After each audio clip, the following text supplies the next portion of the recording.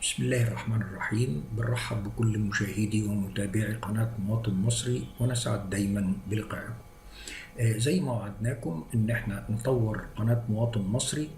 النهاردة هيبقى فيه قسم جديد آه، آه، بيهم كل مواطن مصري، وهو تكنولوجيا المعلومات. ودي هتكون في صورة كورسات محددة. وهنبتدي بأول كورس وهو الاي سي تي أو تكنولوجيا المعلومات عموما، وجميع الكورسات مجانية فقط. بس احنا فضلا وليس أمرا لمتابعتنا رجاء الاشتراك في القناة وعمل لايك أيضا عشان يوصلك كل جديد من قناة مواطن مصري. ويلا بينا نبتدي على بركة الله. هنبتدي في الجزء الأول من الانفورميشن تكنولوجي عن الجنرال كونسبت اللي هي المفاهيم الأساسية.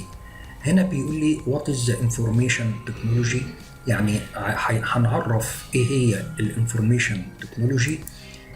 فبيقول ايه؟ بنقول ان الانفورميشن تكنولوجي can be described as design, development and implementation execution of information system, especially in relation to the use of computer and technology and telecommunication technology. هو طبعا هنا بيعرف الانفورميشن تكنولوجي يعني بانها عمليات التصميم والتطوير والتنفيذ للمعلومات على على السيستم بتاعنا او على الكمبيوتر بتاعنا. الانفورميشن تكنولوجي كمان ممكن جدا also referred to as IT، يعني ده الاختصار بتاع الانفورميشن تكنولوجي. دي بتدلني على ايه؟ deals with all parts of information، كل اجزاء المعلومات. زي ايه؟ زي الاستورج اللي هي وحدات التخزين، والريكفري اللي هي عمليه المراجعه واسترجاع البيانات، السكيورتي التامين، والترانسفورميشن اللي هي التحول، يعني تحويل الداتا الى انفورميشن، والكوميونيكيشن والاتصالات، والاكسسبيليتي اللي هي المعاونه بتاعه المعاقين. طيب في برضو تعريف تاني بالنسبه لنا لازم نبقى احنا عارفينه، اللي هو الاي سي تي. ده عباره عن ايه؟ ده اللي هو الانفورميشن اند كوميونيكيشن تكنولوجي. They are often referring to jobs and، يعني بيرجع ذلك لايه؟ او التعريف ده عباره عن ايه؟ عن الجوبس اللي هي الوظائف that involve computer networking، للعمل على الشبكات. وكمان النتورك ادمنستريشن اللي هي اداره الشبكات.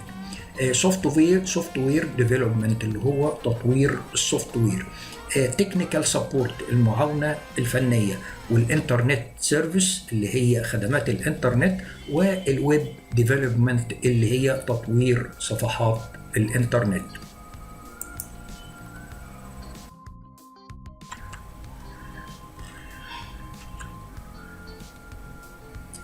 هنتكلم بعد كده بإذن الله عن what is a computer. الكمبيوتر ده عبارة عن إيه؟ بيقول لنا the computer is a programmable machine، ماكينة قابلة للبرمجة. that helps the operator، بتساعد المشغل يعني to process data into information، انها تحول الداتا لانفورميشن. طبعا هنا معلش لازم نقف وقفة صغيرة. ايه الفرق ما بين الداتا والانفورميشن؟ الداتا دي المادة الخام.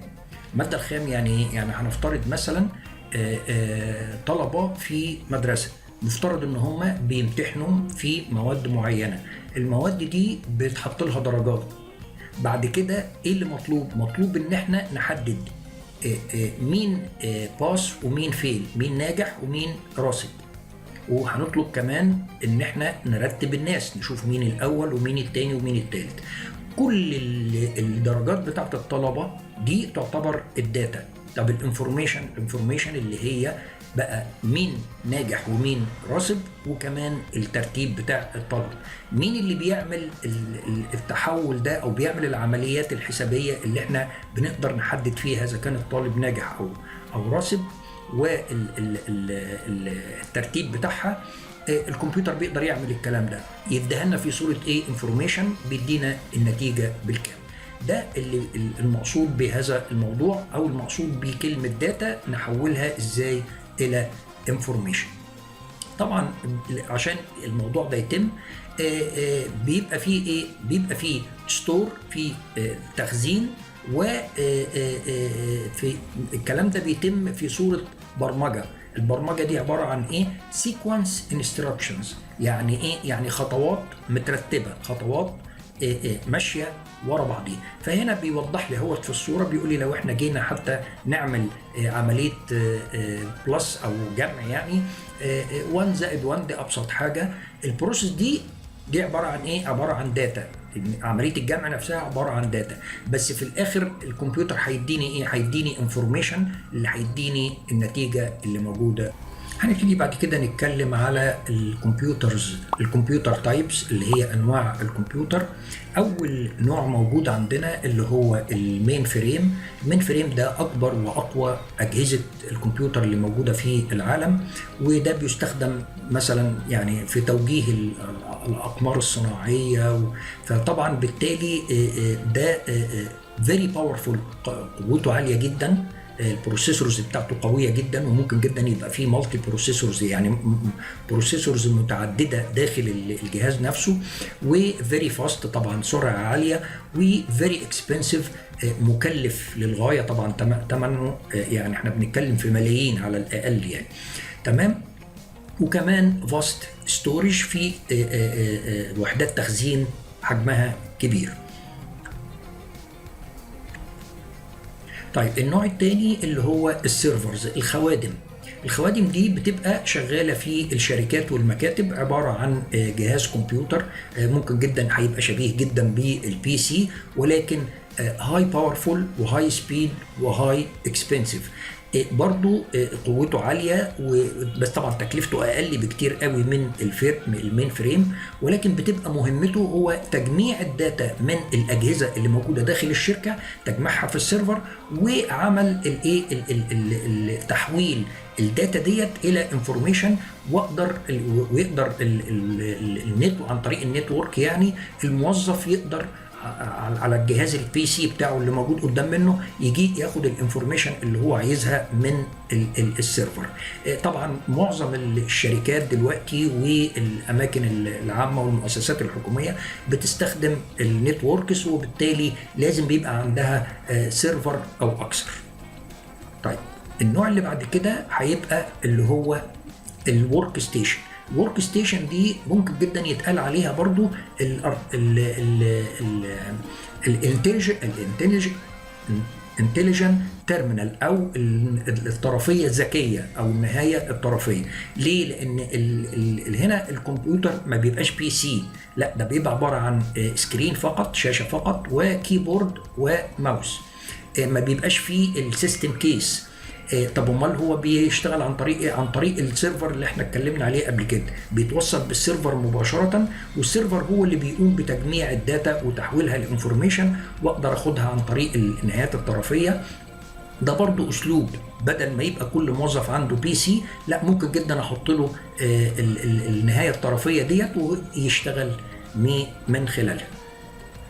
طيب عندنا ايه تاني؟ عندنا طبعا اللي هو البورتبل كمبيوترز، او البورتبل كمبيوترز اللي هي النوت بوك او اللابتوب.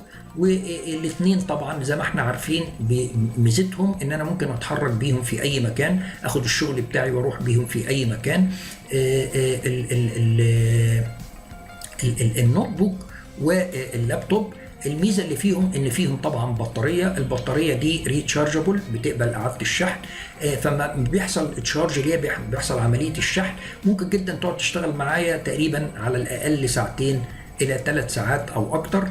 وبعدين بعد كده اقدر ان انا بعد كده اعمل شحن ليها تاني زيها زي الموبايل تقريبا يعني. بس طبعا الميزه اللي فيها ان انا بقدر اتحرك بيها في كل مكان، والتكلفه بتاعتها ما هياش عاليه قوي. طيب عندنا نوع تاني ايه؟ عندنا اللي هي البورتابل كمبيوترز، ودي كانت يعني قديمه شويه، ودي اللي هي زي الموبايل فونز، الموبايلات القديمه بتاعتنا والسمارت فون، وكانت برضو بتشتغل باوبريتنج سيستم ويندوز. بس طبعا هي دلوقتي اندثرت، وجه بدلها اللي ايه النوع ده اللي هو اسمه ايه بقى التابلت. وده المستقبل فعلا، لان دلوقتي كل ولادنا الطلبه وحتى الموظفين في الشركات هيبقى معاهم التابلت ده. التابلت ده الميزه اللي فيه ان هو بيقولوا عليه الكمبيوتر اللوحي، عباره بس عن لوحه صغيره بقدر احط عليها اوبريتنج سيستم مثلا زي الويندوز او زي الماك في اجهزه الابل، واقدر ان انا استخدم جميع البرامج اللي هي بتشتغل اندر ويندوز او اندر ماك. وبرضو التكلفة بتاعته ما هياش غالية قوي، يعني هو تقريبا بيبتدي من حوالي تقريبا 10,000 جنيه او اكتر شوية. ودي تقريبا كل انواع الكمبيوترز اللي احنا ممكن ان احنا نستخدمها.